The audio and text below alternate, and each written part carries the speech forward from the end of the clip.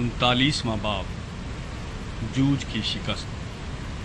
پس آئے آدمزاد، تو جوج کے خلاف نبوت کر اور کہہ، خداوند خدا یوں فرماتا ہے، دیکھ آئے جوج، روش اور مسک اور توبل کے فرما روا، میں تیرا مخالف ہوں، اور میں تجھے پھرا دوں گا اور تجھے لیے پھروں گا اور شمال کی دور اطراف سے چڑھا لاؤں گا اور تجھے اسرائیل کے پہاڑوں پر پہنچاؤں گا، اور تیری کمان تیرے بائیں ہاتھ سے چھڑا دوں گا اور تیرے تیر تیرے دہنے ہاتھ سے گرا دوں گا۔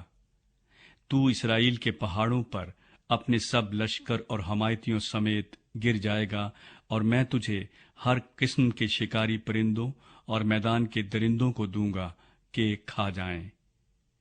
تو کھلے میدان میں گرے گا، کیونکہ میں ہی نے کہا، خداوند خدا فرماتا ہے۔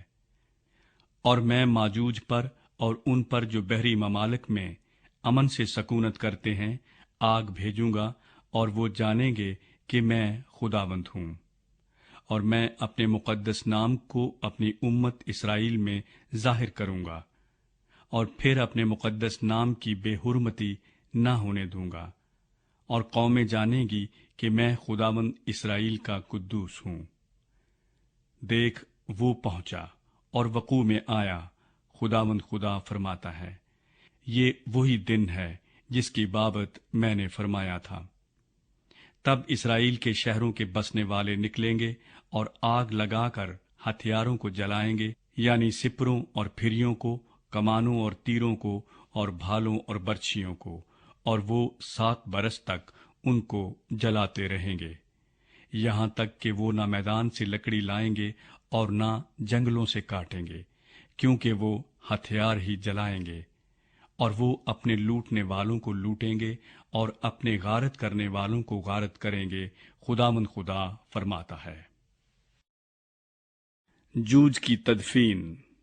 اور اسی دن یوں ہوگا کہ میں وہاں اسرائیل میں جوج کو ایک گورستان دوں گا، یعنی راہ گزروں کی وادی جو سمندر کے مشرق میں ہے، اس سے راہ گزروں کی راہ بند ہوگی، اور وہاں جوج کو اور اس کی تمام جمعیت کو دفن کریں گے، اور جمعیت جوج کی وادی اس کا نام رکھیں گے، اور 7 مہینوں تک بنی اسرائیل ان کو دفن کرتے رہیں گے تاکہ ملک کو صاف کریں۔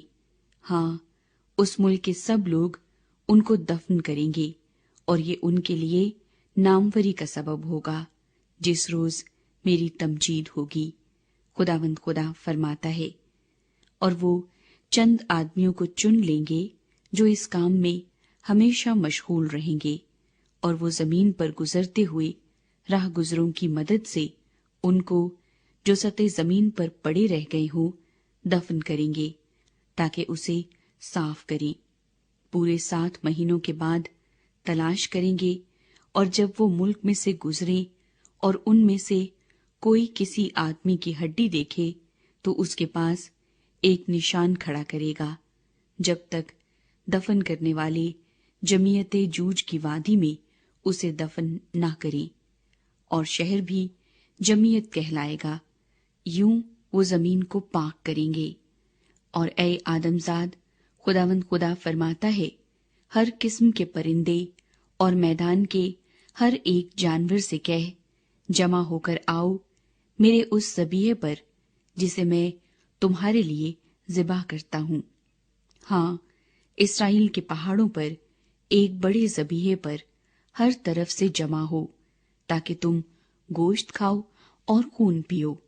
تم بہادروں کا گوشت کھاؤ گے اور زمین کے عمرا کا خون پیو گے، ہاں، مینڈھوں، بروں، بکروں اور بیلوں کا، وہ سب کے سب بسن کے فربا ہیں۔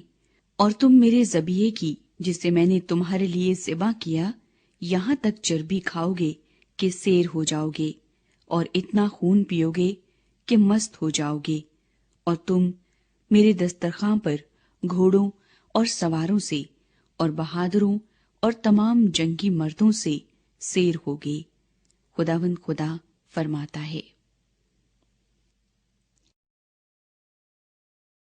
اسرائیل کی بحالی۔ और मैं कौमों के दरमियान अपनी बुजुर्गी जाहिर करूंगा, और तमाम कौमें मेरी सजा को जो मैंने दी और मेरे हाथ को जो मैंने उन पर रखा देखेंगी। और बनी इसराइल जानेंगे कि उस दिन से लेकर आगे को मैं ही खुदावंद उनका खुदा हूं। और कौमें जानेंगी कि बनी इसराइल अपनी बदकिरदारी के सबब से असीरी में गए। चूंकि वो मुझसे बागी हुए, इसलिए मैंने उनसे मुंह छुपाया और उनको उनके दुश्मनों के हाथ में कर दिया, और वो सब के सब तलवार से कत्ल हुए। उनकी नापाकी और खताकारी के मुताबिक मैंने उनसे सलूक किया और उनसे अपना मुंह छुपाया। लेकिन खुदावंद खुदा यूं फरमाता है कि अब मैं याकूब की असीरी को मौकूफ करूंगा और तमाम बनी इसराइल पर रहम करूंगा और अपने मुकद्दस नाम के लिए गयूर हूंगा। और वो अपनी रुसवाई और तमाम खताकारी जिससे वो मेरे गुनाहगार हुए बर्दाश्त करेंगे। जब वो अपनी सरजमीन में अमन से बूदोबाश करेंगे तो कोई उनको न डराएगा। जब मैं उनको उम्मतों में से वापस लाऊंगा और उनके दुश्मनों के मुल्कों से फराहम करूंगा, और बहुत सी कौमों की नजरों में उनके दरमियान मेरी तकदीस होगी, तब वो जानेंगे कि मैं खुदावंद उनका खुदा हूं, इसलिए कि मैंने उनको अक़वाम के दरमियान असीरी में भेजा और मैं ही ने उनको उनके मुल्क में जमा किया और उनमें से एक को भी वहां ना छोड़ा। और मैं फिर कभी उनसे मुंह न छुपाऊंगा, क्योंकि मैंने अपनी रूह बनी इसराइल पर नाजिल की है, खुदावंद खुदा फरमाता है। 40वां बाब। हिजकीएल को यरूशलेम में लाया जाता है। हमारी असीरी के 25वें बरस के शुरू में और महीने की 10वीं तारीख को, जो शहर की तस्खीर का 14वां साल था, उसी दिन खुदावंद का हाथ मुझ पर था और वो मुझे वहां ले गया। वो मुझे खुदा की रोयतों में इसराइल के मुल्क में ले गया और उसने मुझे एक निहायत बुलंद पहाड़ पर उतारा और उसी पर जनूब की तरफ गोया एक शहर का सा नक्शा था।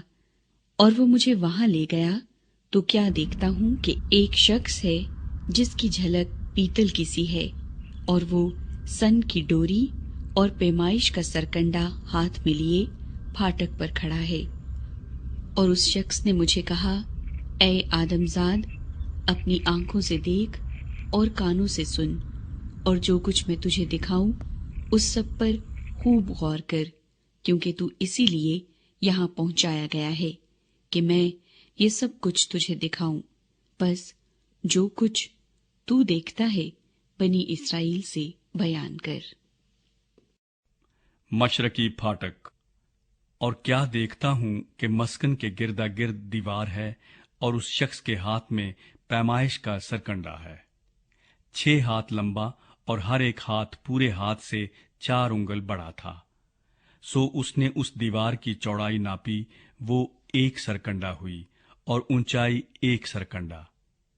तब वो मशरिक रूया फाटक पर आया और उसकी सीढ़ी पर चढ़ा और उस फाटक के आस्ताने को नापा जो 1 सरकंडा चौड़ा था, और दूसरे आस्ताने का अरज भी 1 सरकंडा था, और हर एक कोठड़ी 1 सरकंडा लंबी और 1 सरकंडा चौड़ी थी, और कोठड़ियों के दरमियान 5-5 हाथ का फासला था। और फाटक की ड्योढ़ी के पास अंदर की तरफ फाटक का आस्ताना 1 सरकंडा था, और उसने फाटक की ड्योढ़ी अंदर से 1 सरकंडा नापी। तब उसने फाटक की ड्योढ़ी 8 हाथ नापी और उसके सतून 2 हाथ, और फाटक की ड्योढ़ी अंदर की तरफ थी। और मशरिक रूया फाटक की कोठड़ियां 3 इधर और 3 उधर थीं। ये तीनों पैमाइश में बराबर थीं और इधर उधर के सतूनों का एक ही नाप था। और उसने फाटक के दरवाजे की चौड़ाई 10 हाथ और लंबाई 13 हाथ नापी, और कोठड़ियों के आगे का हाशिया हाथ भर इधर और हाथ भर उधर था, और कोठड़ियां 6 हाथ इधर और 6 हाथ उधर थीं। तब उसने फाटक को एक कोठड़ी की छत से दूसरी की छत तक 25 हाथ चौड़ा नापा दरवाजे के मुकाबिल दरवाज़ा। और उसने सतून 60 हाथ नापे और सेहन के सतून दरवाजे के गिरदा गिरद थे और मदखल के फाटक के सामने से लेकर अंदरूनी फाटक की चौड़ी तक 50 हाथ का फासला था। और कोठरियों में और उनके सतूनों में फाटक के अंदर गिरदा गिरद झरोखे थे, वैसे ही ड्योरी के अंदर भी गिरदा गिरद झरोखे थे और सतूनों पर खजूर की सूरतें थी। बैरूनी सहन। फिर वो मुझे बाहर के सहन में ले गया और क्या देखता हूँ कि हुजरे हैं और चारों तरफ सहन में फर्श लगा था और उस फर्श पर 30 हुजरे थे और वो फर्श यानी नीचे का फर्श फाटकों के साथ साथ बराबर लगा था। तब उसने उसकी चौड़ाई नीचे के फाटक के सामने से अंदर के सहन के आगे मशरिक और शुमाल की तरफ बाहर बाहर 100 हाथ नापी। शमाली फाटक। फिर उसने बाहर के सेहन के शिमाल रुया फाटक की लंबाई और चौड़ाई नापी और उसकी कोठड़ियां 3 इस तरफ और 3 उस तरफ थीं और उसके सतून और मेहराब पहले फाटक के नाप के मुताबिक थे। उसकी लंबाई 50 हाथ और चौड़ाई 25 हाथ थी और उसके दरीचे और ड्योढ़ी और खजूर के दरख्त मशरिक रुया फाटक के नाप के मुताबिक थे और ऊपर जाने के लिए 7 जीने थे। उसकी ड्योढ़ी उनके आगे थी और अंदर के सेहन का फाटक शमाल रुया और मशरिक रुया फाटकों के सामने था और उसने फाटक से फाटक तक 100 हाथ नापा। जनूबी फाटक। और वो मुझे जनूब की राह से ले गया और क्या देखता हूँ कि जनूब की तरफ एक फाटक है और उसने उसके सतूनों को और उसकी ड्योढ़ी को इन्हीं नापों के मुताबिक नापा और उसमें और उसकी ड्योढ़ी में इर्द गिर्द उन दरीचों की मानिंद दरीचे थे। लंबाई 50 हाथ और चौड़ाई 25 हाथ और उसके ऊपर जाने के लिए 7 जीने थे और उसकी ड्योढ़ी उनके आगे थी और उसके सतूनों पर खजूर की सूरतें थी, एक इस तरफ और एक उस तरफ। और जनूब की तरफ अंदरूनी सहन का फाटक था और उसने जनूब की तरफ फाटक से फाटक तक 100 हाथ नापा। अंदरूनी सहन जनूबी फाटक।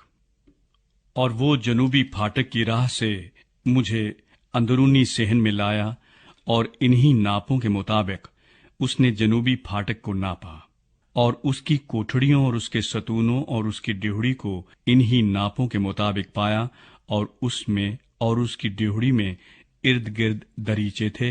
लंबाई 50 हाथ और चौड़ाई 25 हाथ थी और ड्योढ़ी इर्द गिर्द 25 हाथ लंबी और 5 हाथ चौड़ी थी।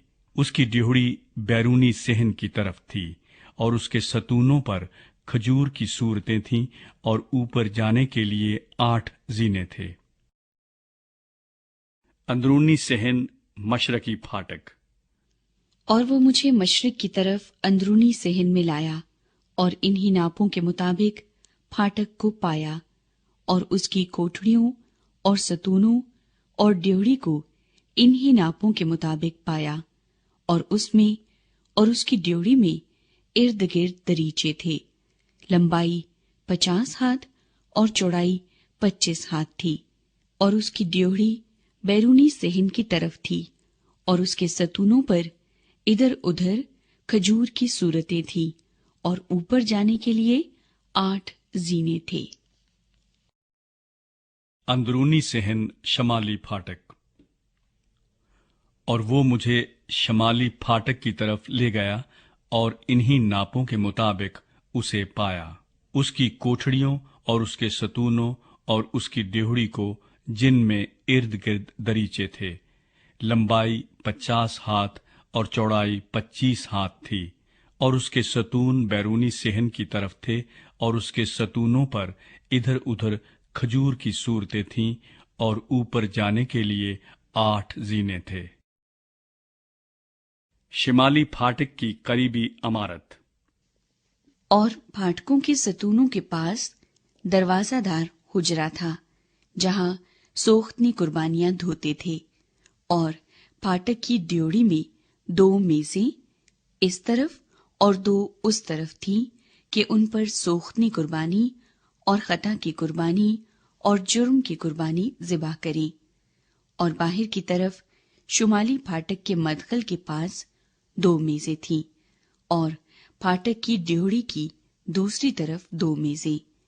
फाटक के पास 4 मेजें इस तरफ और 4 उस तरफ थी, यानी 8 मेजें जिन पर ज़िबा करें। सोख्तनी कुर्बानी के लिए तराशे हुए पत्थरों की 4 मेजें थीं, जो 1.5 हाथ लंबी और 1.5 हाथ चौड़ी और 1 हाथ ऊंची थीं, जिन पर वो सोख्तनी कुर्बानी और ज़बीहे को ज़िबा करने के हथियार रखते थे। और उसके अंदर चारों तरफ 4 उंगल लंबी अंकड़ियां लगी थीं, और कुर्बानी का गोश्त मेजों पर था।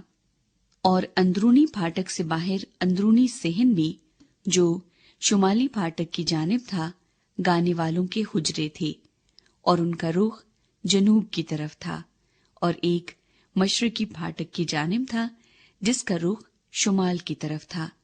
और उसने मुझसे कहा कि ये हुजरा जिसका रुख जनूब की तरफ है, उन काहिनों के लिए है जो मस्कन की निगहबानी करते हैं, और वो हुजरा जिसका रुख शुमाल की तरफ है, उन काहिनों के लिए है जो मजहबे की मुहाफजत में हाजिर हैं। ये बनी सदूक हैं, जो बनी लावी में से खुदावन के हजूर आते हैं कि उसकी खिदमत करें। अंदरूनी सेहन और हैकल की इमारत। और उसने सेहन को 100 हाथ लंबा और 100 हाथ चौड़ा मुरब्बा नापा, और मस्बा मस्कन के सामने था। फिर वो मुझे मस्कन की ड्योढ़ी में लाया और ड्योढ़ी को नापा, 5 हाथ इधर और 5 हाथ उधर। और फाटक की चौड़ाई 3 हाथ इस तरफ थी और 3 हाथ उस तरफ। ड्योढ़ी की लंबाई 20 हाथ और चौड़ाई 11 हाथ थी। और सीढ़ी के जीने जिनसे उस पर चढ़ते थे और सतूनों के पास पील पाए थे, एक इस तरफ और एक उस तरफ।